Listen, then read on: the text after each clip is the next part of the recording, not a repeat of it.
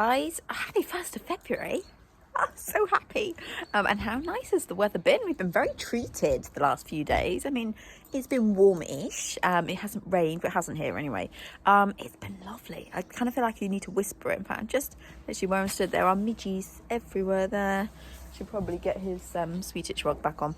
I remember Vet always said to me that you need to get that sweet itch rug on really as early as you can at the beginning of the year, because of course the moment they start getting bitten, then the damage is done.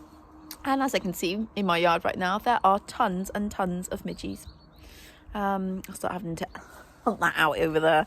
Yeah, I hope you're having a good day, good week. I'm feeling so much better. The weather has improved my mood greatly. So I'm just hoping the weather gods allow us to keep this kind of nice-ish weather for a bit longer.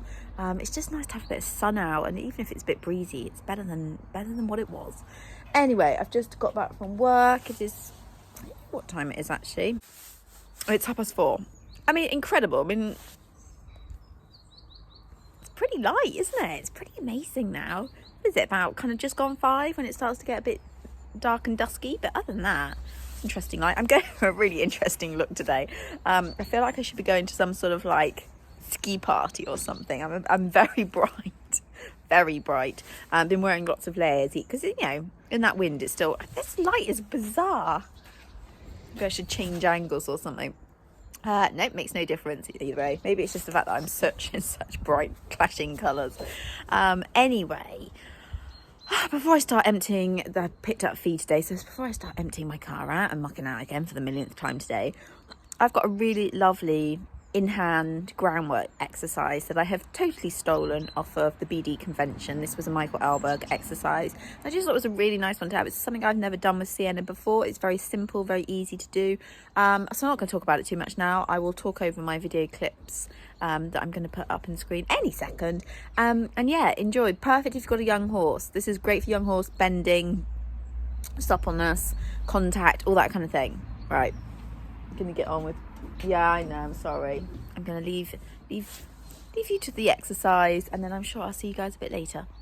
Before getting into this exercise, I wanted to quickly touch on lunging, as this was touched upon by Michael Alberg in the session. I've already mentioned I completely stolen this exercise from the BD convention.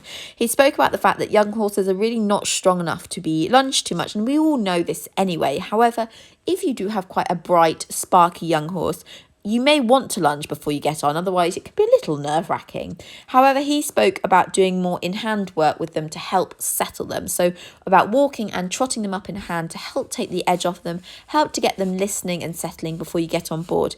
Also, when you go to your first competition with your young horse, often you cannot lunge them when you get there. And so if you are somebody who's always lunging them beforehand, you kind of come a little bit unstuck when you get to your show. So walking in hand, teaching them from early on that this is another way to help settle them can be brilliant. Also, if you lunge too much, they just get fitter and sharper and brighter. This is such a lovely exercise, especially for young horses or horses that tend to be a little stiff through the neck. So helping them understand the bit, teaching the horse to follow the bit, as well as helping them with the bending of the neck, suppleness, and just sort of creating bend and teaching the horse to be able to maintain it, all from the ground. So they don't have to worry about the rider being on top. And Michael Alberg spoke about, you know, this was something really important with his young horses, something he did with them before getting on board, you know, every time to ride when they were sort of first broken in. And as you can see, Sienna found the left rein really easy. It's the first time I'd ever done it with her.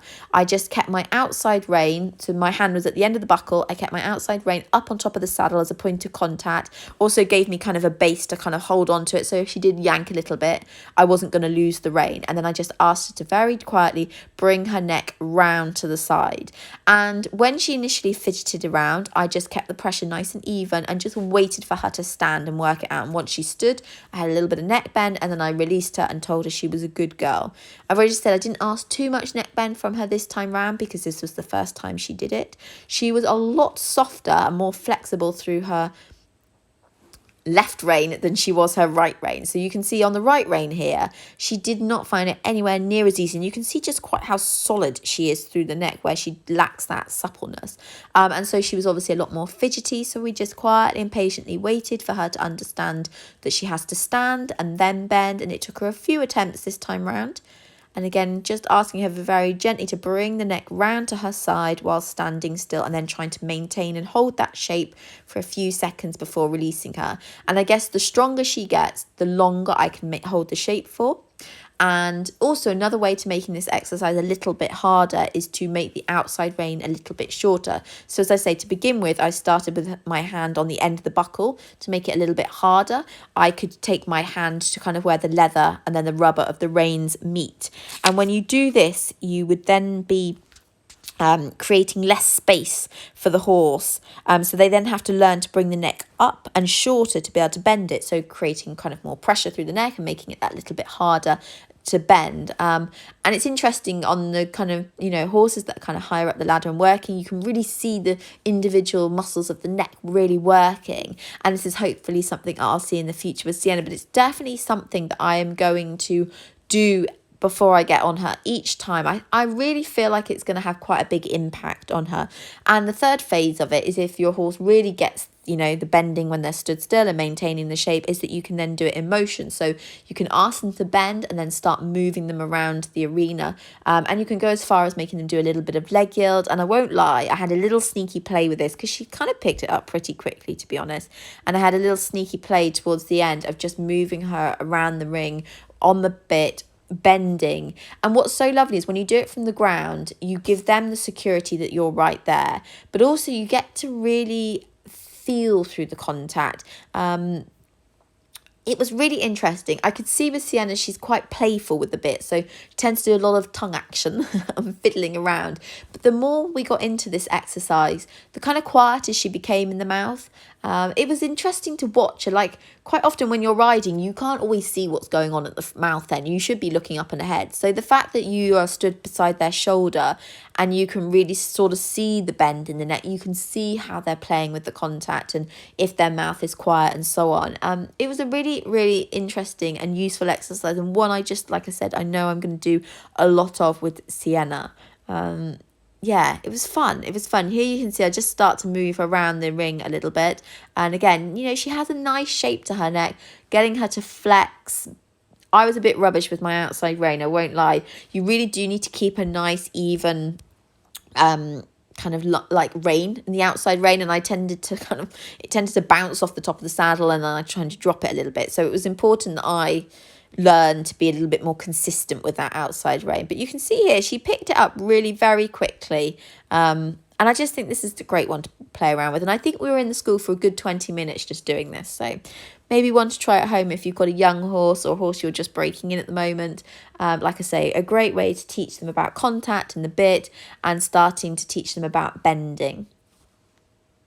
Just a little reminder that I've obviously stolen this idea from watching the BD convention on demand from Michael Elberg. And if you want to understand this exercise in a little bit more detail, or have someone explain it a little bit better like Michael Elberg does, then it may be well worth purchasing the BD convention on demand. It's well worth the money, I think. I highly recommend it. Excuse the hat hair. I was getting a bit hot with the headband on. I'm so tired. I'm so tired today. Done a lot. It's been a very, very busy day. Anyway, thank you, Coop. I just don't trust you, for your teeth might come out. Anyway, I really feel like that exercise is going to be one that I'm going to really incorporate. Thank you. You won't bite, will you? I'm really going to incorporate into Sienna's working routine. Definitely before I get on, I'm going to walk around for a bit, and then I'm going to just do a little bit of neck flexion, just get her bending, getting her listening to that contact, and, kind of just becoming hopefully more settled in the mouth. So it should be even easier when I'm back on. So rude. Coop, you might be old. You didn't need to be rude. Yeah, I just really liked it. I just thought it's just so simple and basic, and yet it seemed to make so much sense. Thanks for that, Coop. Thank you. So yeah. He's like, would you get on for me? He managed to get, so I really felt like he needed some time in the field today, and I wouldn't have time. I wasn't around enough to put the other two out or hand graze and such. They're not allowed out yet. Anyway, so I had to sneak him out, because obviously Sienna can see out of her window there, and she gets upset if she saw him go out in the field. Not only would I feel really guilty, but she would get a little bit upset. So I gave her an arty. Could you stop whacking my hair? I gave her and Artie a little bit of food on the floor and then whipped Coop out of the yard, and she obviously just thought he was going back to the, can you stop? Going back to the turnout pen. Instead I whipped him out into the field, and I don't think she realised, because obviously she can't cope. Manners. She can't see all the time where he is, so of course if he goes around the corner there, she knows, like, she just thinks he's around the corner. So I think she just thought that's where he was, so she never got upset. And then to bring him in, I just chucked them some hay, and then I legged it in, brought Coop back in, and the next minute I just saw her looking out the window going, oh, you're there, and she never realised. So that way I don't feel too guilty that Coop got to go out and they know about it, if you know what I mean. I just don't want them knowing. I'm going to leave this video here, probably quite short and sweet I'd imagine, and carry on mucking out before it starts to get dark.